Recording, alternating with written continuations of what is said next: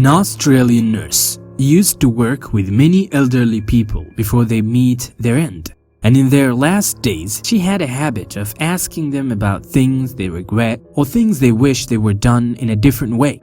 There were 5 answers that repeats whenever she asks an old one of her guests. And she registered every single answer of those in detail in her book, The Top 5 Regrets of the Dying, which has been translated into 27 languages so far. And these 5 answers are summed up as follows. First things first, we wish we had the courage to live the life we wanted for ourselves, and not the life that others wanted and expected us to live.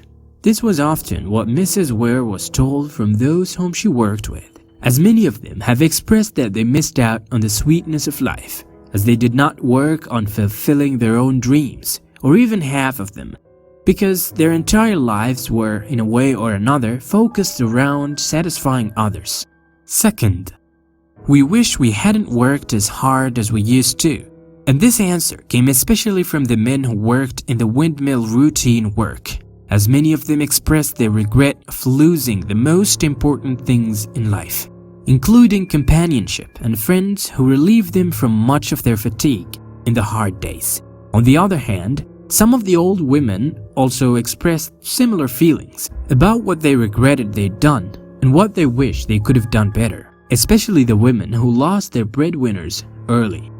Third, we wish we had the courage to express our feelings more clearly.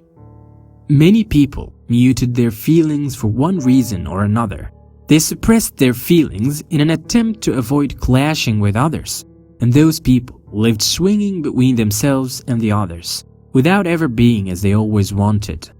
Many had constant resentment and bitterness that accompanied them their whole life, due to the crime of suppressing the feelings they committed against themselves.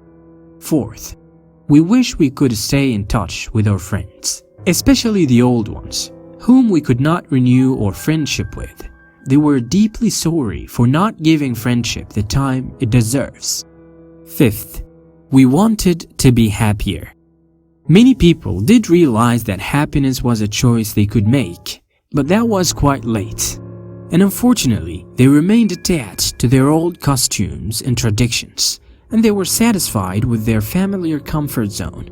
And because of their fear of change, they never tried to live outside of the tight box, which made them pretend to be satisfied with themselves in front of the others, just for the sake of pleasing them.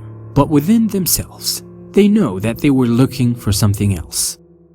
So last but not least, take care of yourself and never ever try to put on yourself more than you can bear.